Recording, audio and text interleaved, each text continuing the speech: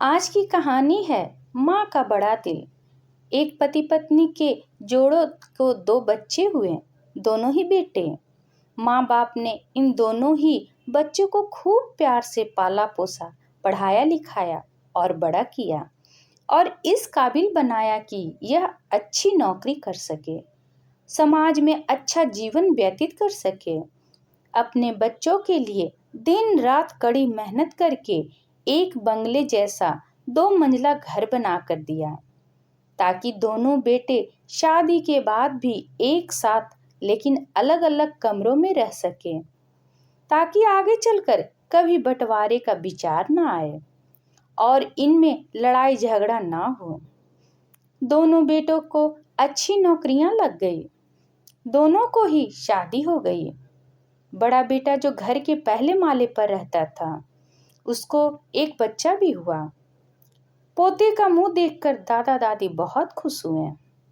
सब ठीक चल रहा था, लेकिन थोड़े ही दिनों बाद बूढ़े पति की मौत हो गई। जब तक पति जिंदा था, दोनों बेटे और बहू माँ का सम्मान किया करते थे।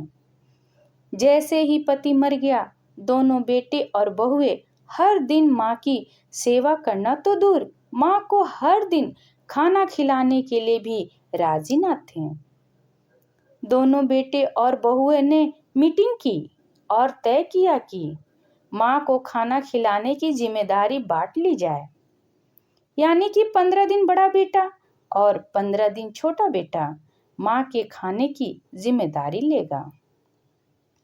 जिन बेटों को बिना दिन रात देखे भूख न होते हुए भी और मनचाहा खाना खिलाने के लिए जो माँ तैयार रहती थी, अब उसी माँ को बेटों के यहाँ पर दिनों के हिसाब से खाना दिया जाता था।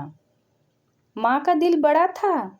माँ को इस बात की खुशी थी कि वह जैसे भी हो अपने बेटों के साथ रह रही है और इसी खुशी के कारण बेटों के द्वारा दी गई रूखी सूखी भी उसे किसी पकवान से कम न लगती। लेकिन दुर्भाग्य की बात तब हो गई जाती है जब किसी महीने में 31 दिन आ जाते हैं और उसे एक दिन माँ को भूखा ही रहना पड़ता। एक बार जब बड़े बेटे के यहाँ 15 दिनों तक खाना खाने की बारी चल रही थी, तब बड़ा बेटा अपनी बीवी और बच्चे के साथ कहीं बाहर किसी फंक्शन में जा रहा था। बड़े बहू ने माँ से कहा, माँ जी, आज खाना नहीं बनाया है, हम बाहर जा रहे हैं, वहीं खाएंगे। आप अपने लिए कुछ पका लेना और खा लेना।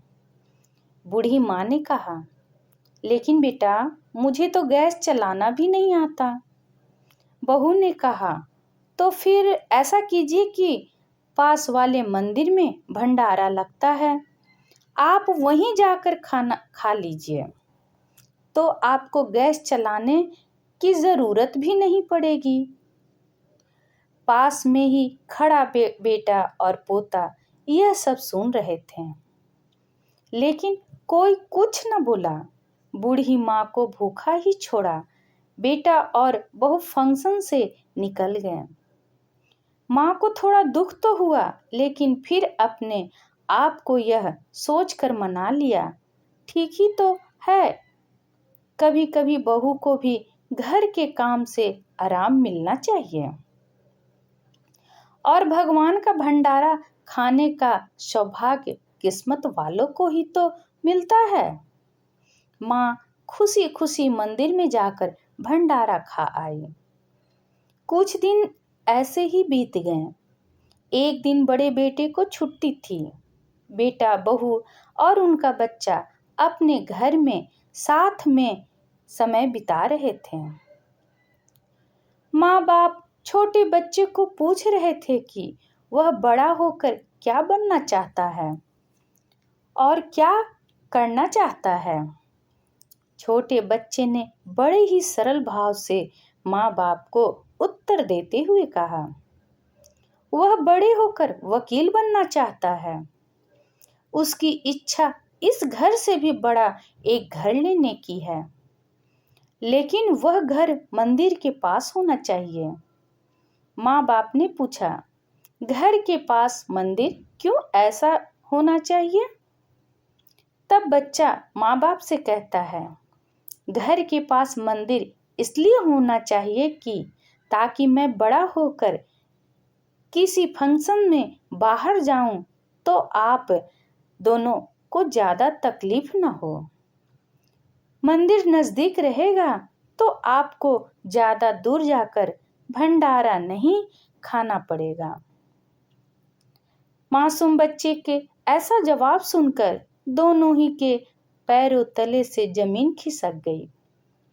उन्हें अपनी गलतियों का एहसास अब जाकर हुआ था, जो उनके 5 साल के बेटे ने पहले ही कर लिया था।